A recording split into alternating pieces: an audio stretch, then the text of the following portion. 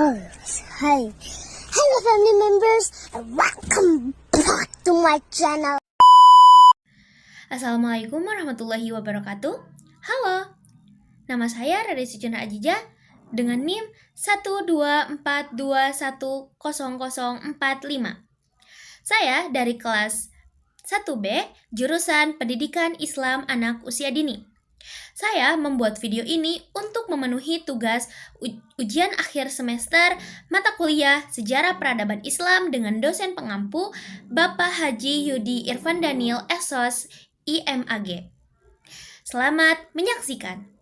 Baik, pertanyaan pertama. Apa yang Anda ketahui tentang sinkretisme dan jelaskan bagaimana sinkretisme dapat mempengaruhi masyarakat lokal?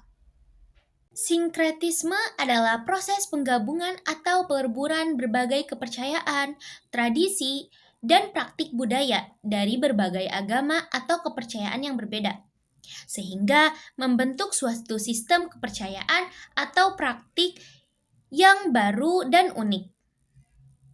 Sinkretisme dapat terjadi dalam berbagai bidang, termasuk agama, budaya, filsafat, bahkan seni.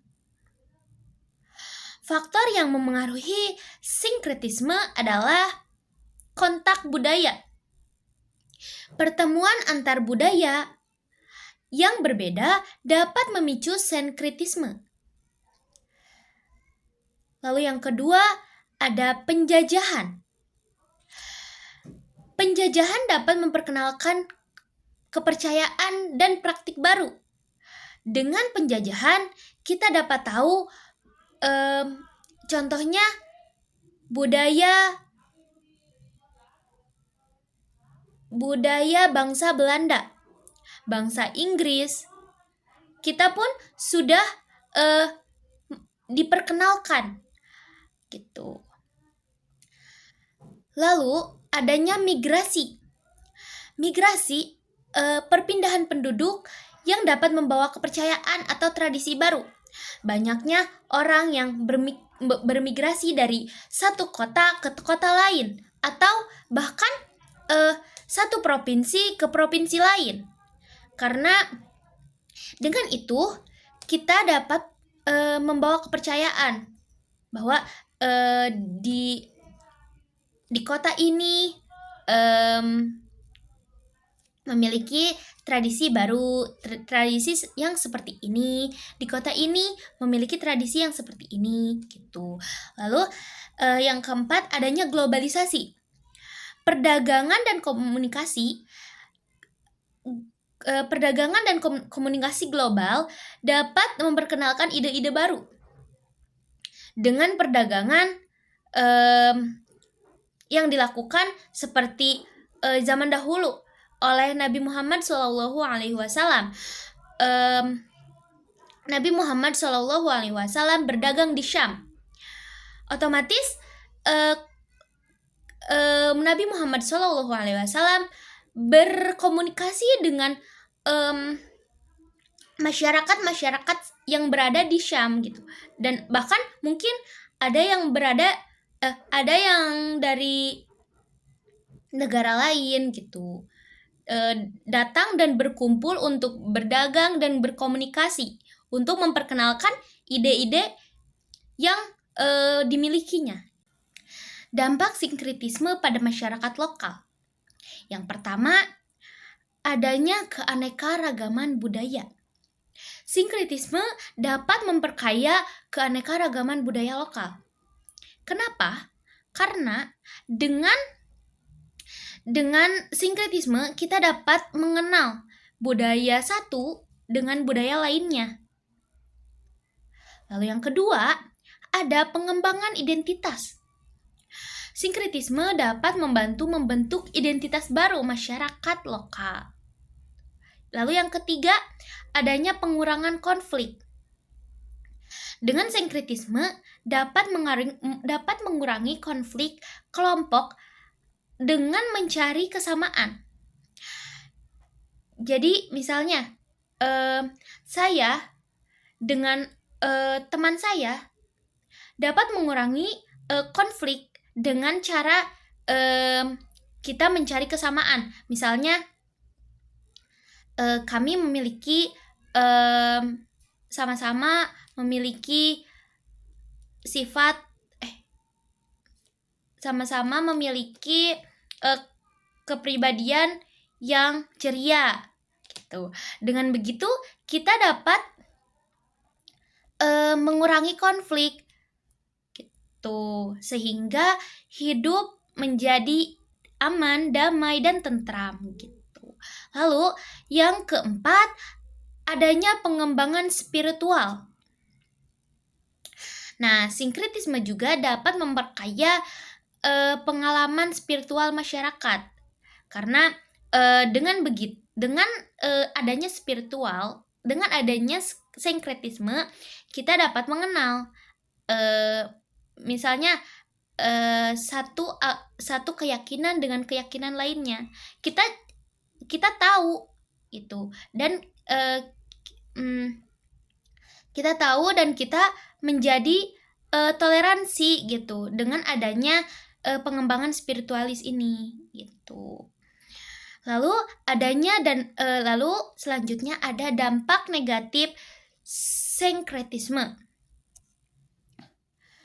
Nah, bukan hanya dampak positif, sinkretisme juga dapat menjadi dampak yang negatif untuk masyarakat lokal gitu. Di antaranya kehilangan identitas.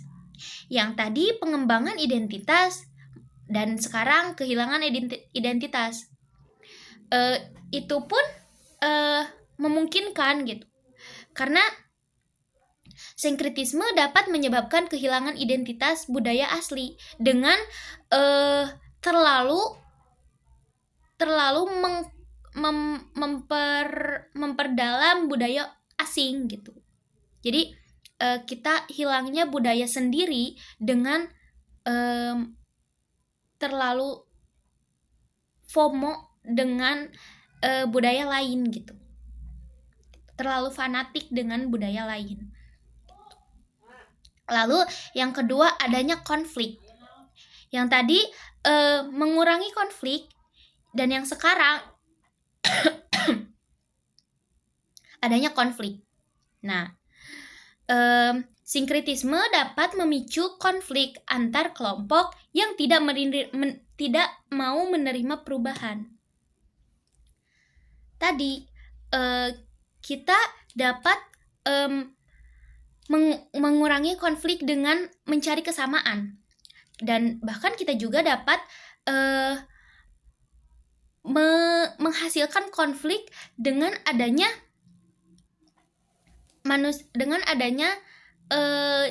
sifat yang tidak mau menerima perubahan. Padahal perubahan itu perlu gitu. Perlu adanya perubahan untuk menjadi lebih baik gitu. Karena kita hidup berdampingan. Kita hidup sebagai manusia sosial. Kita membutuhkan masyarakat lain untuk hidup. Kita membutuhkan masyarakat lain untuk bertahan hidup. Jika tidak, kita tidak bisa hidup sendiri. Pada dasarnya pun manusia adalah makhluk sosial gitu, yang tidak bisa hidup sendiri.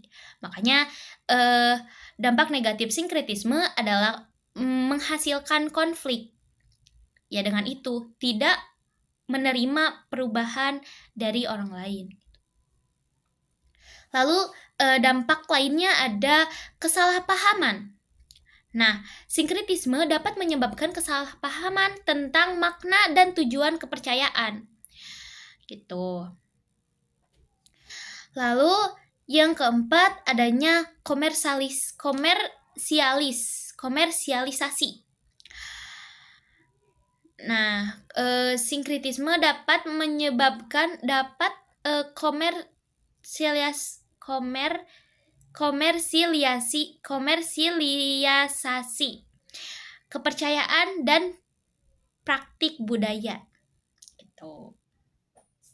Nah, Sekarang masuk ke contoh-contoh sinkretisme di Indonesia. Yang pertama, adanya agama Hindu-Buddha. Penggabungan antar unsur Hindu dan Buddha dalam kepercayaan praktik di Bali. Contohnya. Lalu yang kedua, adanya kejawen. Kejawen adalah penggabungan unsur Islam dalam kepercayaan Jawa dalam praktik Islam kejawen adalah penggabungan unsur Islam dan kepercayaan Jawa dalam praktik keagamaan. Gitu. Jadi adanya penggabungan unsur Islam dengan Jawa yang dalam praktik keagamaan gitu. Lalu yang ketiga adanya Kristen Katolik animisme. Penggabungan unsur Kristen Katolik dan kepercayaan animisme di beberapa daerah. Nah, sekarang bagaimana cara menghadapi sinkretisme? Nah, caranya adanya pemahaman yang mendalam. Kita harus memahami secara mendalam apa itu sinkretisme, bagaimana itu sinkretisme, bagaimana dampak positif sinkretisme, bagaimana dampak negatif sinkretisme gitu. Nah, lalu yang kedua adanya dialog terbuka. Membuka dialog antar kelompok. Nah, karena untuk memahami perbedaan yang tadi dampaknya kita dapat adanya konflik gitu, dapat terjadi konflik gitu. Nah, makanya cara menghadapinya adanya dialog terbuka gitu. Lalu yang ketiga adanya penghormatan. Nah, penting adanya untuk kita menghormati kepercayaan orang lain, menghormati praktik orang lain gitu, praktik yang lain gitu. Kita tidak bisa hanya memahami diri sendiri, hanya menghormati diri sendiri gitu. Kita pun harus menghormati sesama teman, sesama manusia, bahkan sesama keyakinan gitu. Lalu yang keempat adanya pendidikan. Nah, pendidikan ini sangat perlu untuk meningkatkan kesadaran dan pemahaman tentang sinkretisme. Yang tadi nyambung dengan yang nomor 1, yang poin pertama, pemahaman yang mendalam. Dengan pendidikan kita dapat memahami secara mendalam bagaimana sinkretisme gitu. Apa yang menyebabkan terjadinya Arab Spring? Setelah terjadinya Arab Spring, banyak negara yang mencari cara untuk menyeimbangkan Islam dan demokrasi. Maka lahirlah Islam moderat. Nah, pertanyaannya, apa motif dari Islam moderat? Nah, Arab Spring, musim semi Arab, adalah gelombang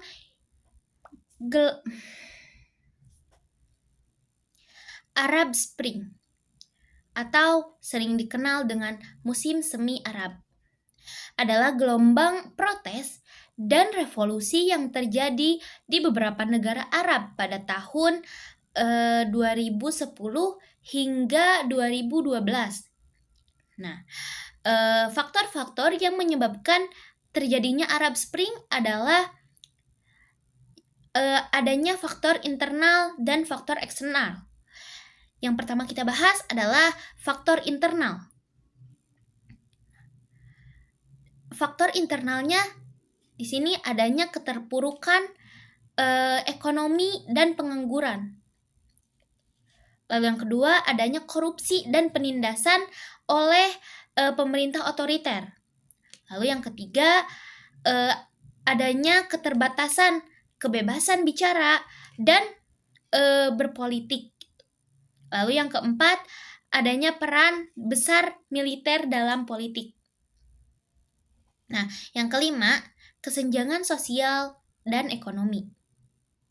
Lalu sekarang kita masuk ke faktor eksternal. Faktor eksternalnya ada yang pertama, ada pengaruh budaya, pengaruh globalisasi. Nah, faktor eksternal. Yang pertama, faktor eksternal. Yang pertama, faktor eksternal. Yang pertama, pengaruh globalisasi dan media sosial. Sangat berpengaruh ya. Yang kedua, contoh revolusi di negara lain. Lalu yang ketiga, dukungan internasional untuk demokrasi. Lalu yang keempat, perubahan politik global pasca Perang Dingin. Motif Islam moderat.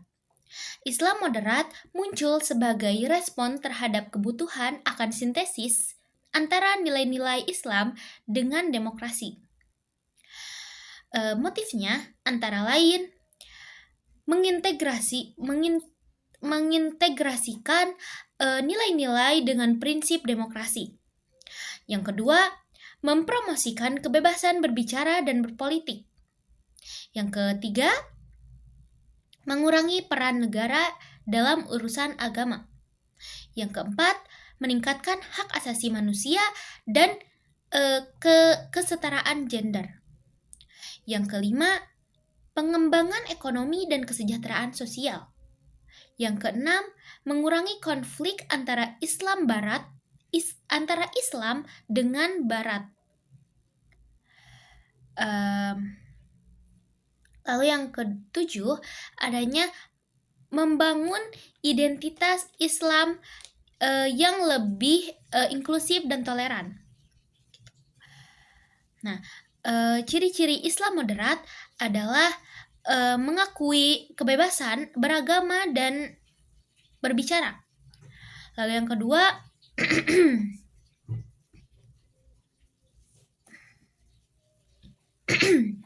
ciri-ciri Islam moderat.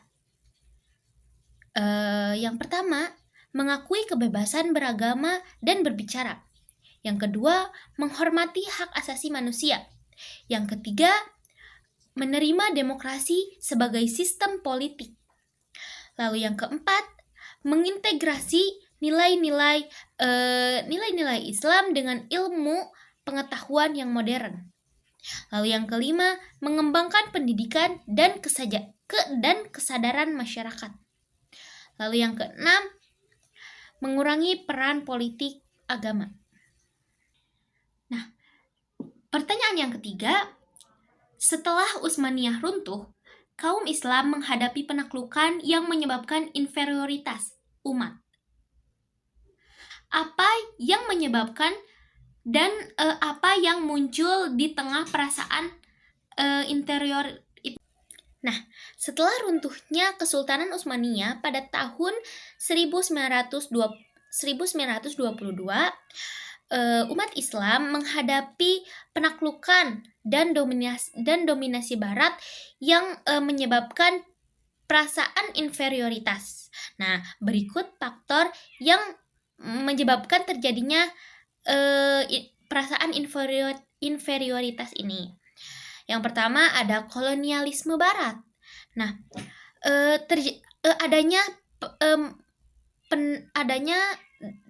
datangnya penjajahan oleh negara-negara Barat seperti Inggris, Prancis, dan juga Belanda. Lalu yang kedua, faktor yang kedua adanya kemunduran ilmu pengetahuan, stagnasi perkembangan ilmu pengetahuan dan teknologi di dunia Islam terjadi kemunduran gitu. Lalu keterbelakangan ekonomi, terjadinya kemiskinan dan ketergantungan pada ekonomi Barat gitu. Jadi masyarakat terjadi kemiskinan yang menjadi masyarakat ketergantungan terhadap Barat gitu. Lalu yang keempat, adanya perpecahan internal. Nah, konflik internal ini terjadi pada umat Islam karena mungkin tadi dari ketergantungan kepada Barat dan kemiskinan gitu. Lalu kemunduran pengetahuan dan teknologi. Lalu yang terakhir ada pengaruh ideologi Barat. Nah, dengan adanya penjajahan dari Barat menjadi sangat berpengaruh sangat berpengaruh bagi ideologi. Nah, penyebaran ideologis sekularisme, liberalisme, dan nasionalisme yang menjadi faktor penyebab menyebabkan perasaan inferioritas gitu. Lalu ada dampaknya. Dampak yang muncul adanya inferioritas psikologis, krisis identitas, lalu pengaruh budaya Barat sangat berpengaruh, lalu ketergantungan politik, lalu kemunduran pendidikan yang tadi. Mengapa penaklukan Konstantinopel sangat penting? Setelah mencapai puncak kejayaan pada abad 5411, Kekhalifahan Utsmaniyah mulai mengalami pemunduran. Faktor apa yang mengontribusi pada pengunduran tersebut? Faktor pengunduran Kekhalifahan Utsmaniyah setelah puncak kejayaannya. Adanya yang pertama faktor internal dan faktor eksternal. Nah, faktor internalnya adanya korupsi dan nepotisme dalam pemerintahan. Lalu perpecahan internal dan perebutan kekuasaan. Lalu kemunduran pengetahuan dan teknologi. Ketergantungan pada tentara bayaran. Lalu pengabdian pendidikan dan modernisasi. Lalu faktor eksternalnya ada penemuan jalur perdagangan baru oleh Eropa, yaitu Amerika dan Asia. Lalu munculnya kekuatan baru di Eropa, yaitu adanya Habsburg,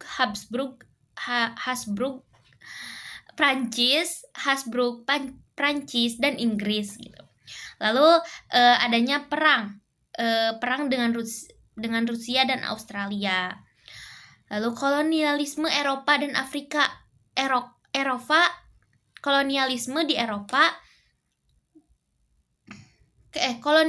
Eropa di Afrika dan Asia. Lalu pengaruh revolusi Prancis dan liberalisme.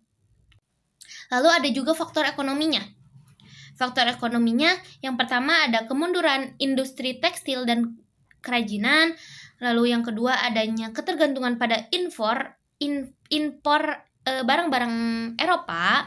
Lalu yang ketiga ada inflasi dan kemiskinan. Yang keempat ada pengabaian infrastruktur dan transportasi. Jadi tidak adanya perbaikan dalam transportasi dan infrastruktur gitu. Nah, pertanyaan yang kelima. Jelaskan bagaimana dinasti-dinasti kecil dapat terbentuk, serta sebutkan dinasti yang memiliki kekuatan lokal yang sering terlibat dalam peperangan. Nah, kemunculan dinasti-dinasti kecil mempunyai dua pola. Pola yang pertama, adanya pemimpin lokal yang melakukan suatu pemberontakan yang berhasil dan menegakkan kemerdekaan penuh.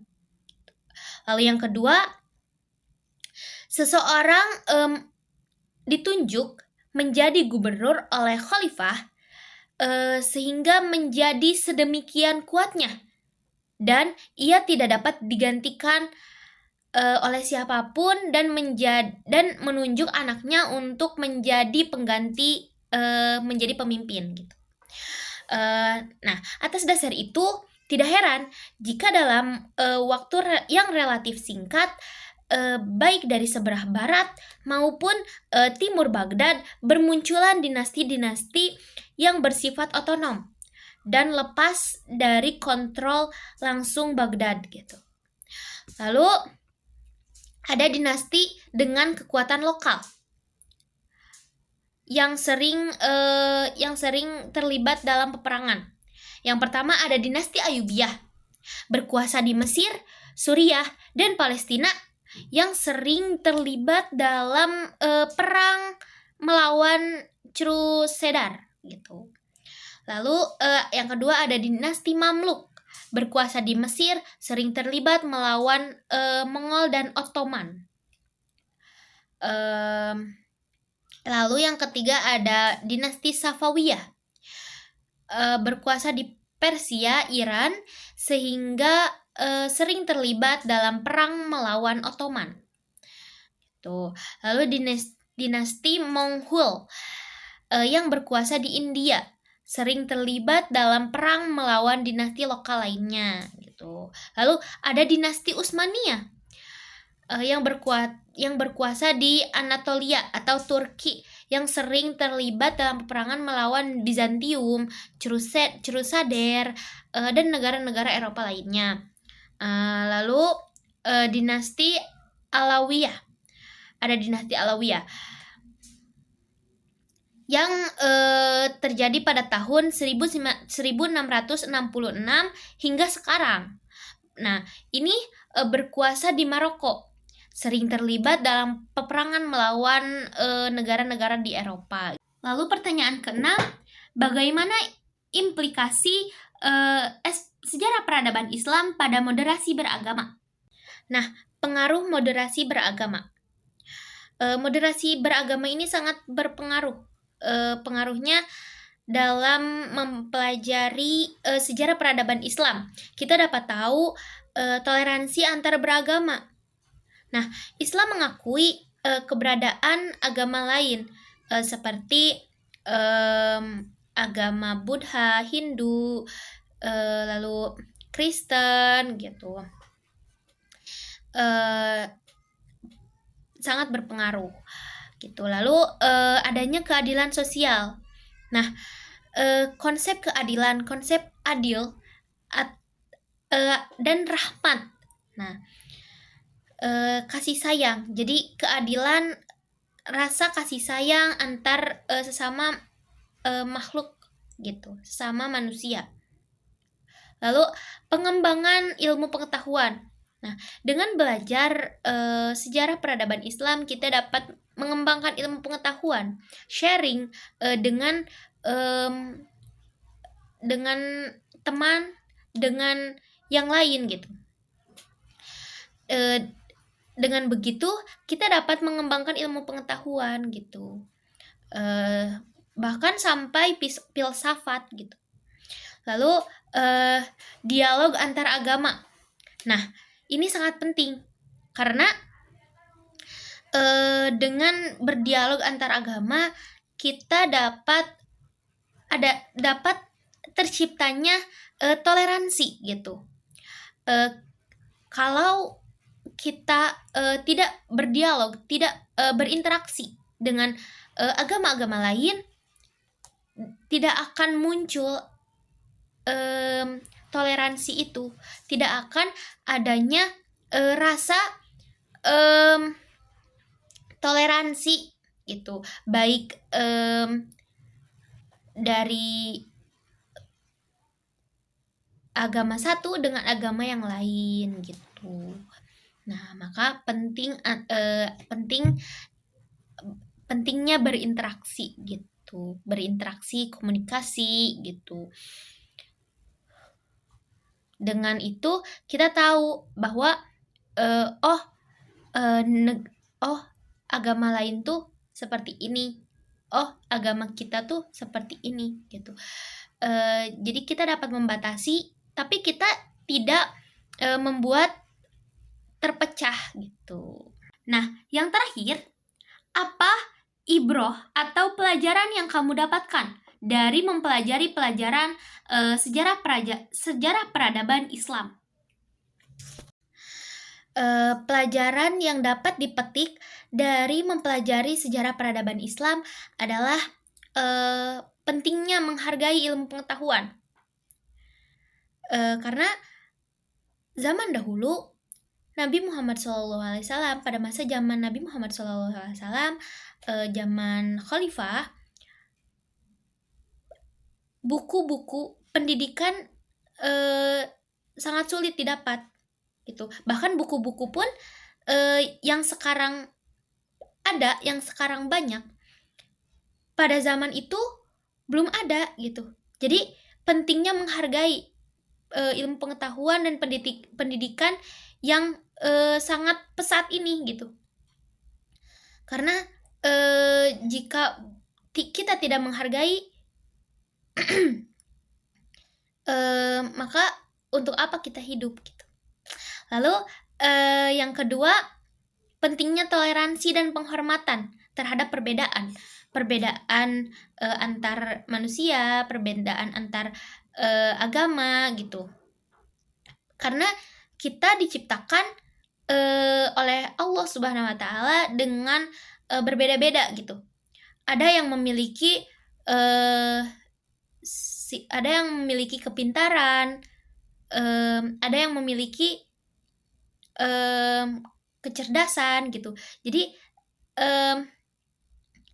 sangat berbeda-beda. Jadi tidak bisa disamakan antar satu dengan yang lain gitu. Nah, begitupun dengan agama. Kita dilahirkan dengan agama yang berbeda-beda. Gitu. Lalu yang ketiga, mengembangkan kesabaran dan bijaksana. Mungkin dengan belajar sejarah peradaban Islam membuat saya banyak bersabar, bahkan bersabar karena membaca itu sangat sulit kalau tidak dengan kesabaran, dengan ketelitian gitu. Tetapi kalau kita tidak membaca sejarah-sejarah yang terjadi pada masa lampau, kita tidak akan tahu, kita tidak akan dapat berkembang gitu. Lalu yang keempat,